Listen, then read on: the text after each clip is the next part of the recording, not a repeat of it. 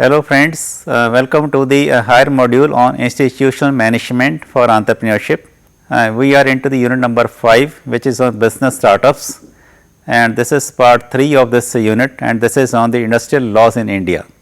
In this we shall be discussing the Sale of Goods Act 1930. The Sale of Goods Act 1930 is the law that governs the sale of goods in all parts of India. This act requires goods to be as described of satisfactory quality and fit for the purpose. The only time goods are not required to be satisfactory quality is if a defect or issue was specifically brought to the buyer's attention before the buyer brought them. Now, who are the buyers and the sellers as per this law? As per the section 2(1) of the act, a buyer is someone who buys or has agreed to buy the goods. The act defines seller in section 2(1)(13). A seller is someone who sells or has agreed to sell the goods. So, as per the act, even the persons who agree to buy or sell is qualified as a buyer or a seller. The actual transfer of the goods does not have to take place for the buyer or the seller to be considered as the parties to the contract. Next is, what is the contract of sale of goods? Section 4 of the Sale of Goods Act defines the term sale and agreement to sell as a contract of sale of goods is a contract whereby the seller transfers or agrees to transfer the goods to the buyer for a price. There may be a contract of sale between one part owner and another also. Now, regarding the definition of the goods, the act defines the term goods in its section 2(7) as all types of movable property, that is every kind of movable property other than the actionable claims and the money. Now, what is actionable claims and the money? We shall discuss in the next slide. The movable property includes stocks and shares, growing crops, grass and things attached to or forming a part of the land which are agreed to be severed before the sale. The term actionable claims means those claims which are eligible to be enforced or initiated by a suit or by a legal action. This means that those claims where an action such as recovery by auction, suit, refunds etc. could be initiated to recover or realize the claims. So, these are not considered as the goods. Now, we have the subtypes of goods. The first is the existing goods. The goods are termed as existing goods if they are present in existence at the time of the contract. In section 6 of the act, the existing goods are those goods which are in the legal possession or are owned by the seller at the time of formulation of the contract of sale. Second is the future goods.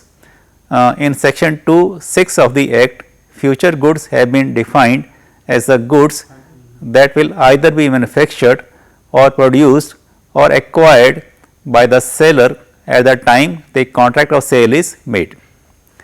The contract for the sale of future goods will never have the actual sale in it. It will always be an agreement to sell. For example, you have an apple orchard with apples in it.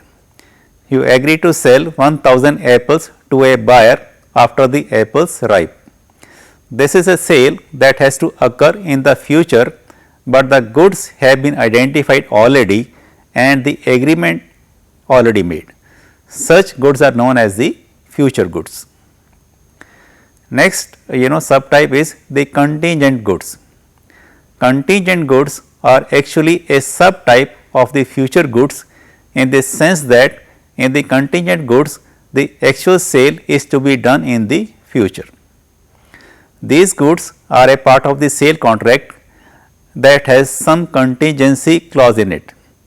For example, if you sell your apples from your orchard when the trees are yet to produce the apples are a contingent good. This sale is dependent on the condition that the trees are able to produce the apples which may or may not happen. Now, let us discuss the rights of the unpaid seller against the goods. So, first we talk of the rights of lien, the seller's lien as per the section 47 of the Act. Now, according to the subsection 1 of section 47 of the Act, an unpaid seller who is in possession of the goods can retain their possession until the payment. This is possible in the following cases, like number 1, he sells the goods without any stipulation for the credit. That means, you pay the money, you pay the cash and take the goods. Second is, the buyer becomes insolvent. So, the buyer has no capacity to pay you. In that case, the seller can retain the goods. So, when the buyer of the goods does not pay his dues to the seller becomes an unpaid seller, and now the seller has certain rights against the buyer. Such rights are the seller remedies against the breach of contract by the buyer. Such rights of the unpaid seller are additional to the rights against the goods he sold. And what are those rights? Like number 1, suit for the price. Under the contract of sales, if the property of the goods is already passed, but the buyer refuses to pay for the goods, the seller can sue the buyer for wrongfully refusing to pay him his due. Second is suit for damages for non-acceptance. If the buyer wrongfully refuses or neglects to accept and pay the unpaid seller, the seller can sue the buyer for damages caused due to his non-acceptance of the goods. Third is repudiation of the contract before the due date. If the buyer repudiates or cancels the contract before the delivery date of the goods, the seller can still sue for the damages. Such a contract is considered as a resident contract, and so the seller can sue for the breach of contract. This is covered in the Indian Contract Act and is known as an anticipatory breach of contract. Fourth is suit for the interest. If there is a specific agreement between the parties, the seller can sue the interest amount due to him from the buyer. This is when both the parties have specifically agreed on the interest rate to be paid to the seller from the date on which the payment becomes due. But if the parties do not have any such specific terms, still the courts may award the seller with the interest amount due to him at a rate which the courts seems fit. Now, what are the remedies of the buyer against the seller? When the seller breaches the contract, the buyer also has certain remedies against the seller, like number 1, damages of non-delivery.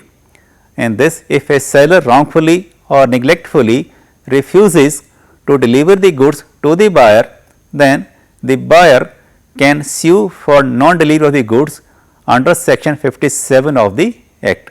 Secondly, suit for the specific performance. It means if the seller commits a breach of contract, the buyer can approach the court to ask the seller for specific performance. The court, after deliberations, can command the seller for specific performance. One important point to be kept in mind is that this remedy is only available if the goods are ascertained or specific. Now, what are ascertained goods? This is a type of goods not defined by the law, but by the judicial interpretation. This term is used for specific goods which have been selected from a larger set of the goods. And what are specific goods? These are those goods that are identified and agreed upon when the contract of sale is formed. For example, you want to sell your car online, you put an ad with its picture and information, a buyer agrees to the sale and a contract is formed. The car in this case is a specific good. So, the next remedy is suit for the breach of warranty, and next is repudiation of the contract. So, if the seller repudiates the contract or cancels the contract, the buyer does not have to wait until the date of the contract. He can treat the contract as rescinded and sue for the damages immediately. This will be an anticipatory breach of the contract. So, that is all for this specific law or the act. We shall be discussing more about the laws in our future videos, and for getting more details about these laws or the acts, please refer to the online content. Thank you.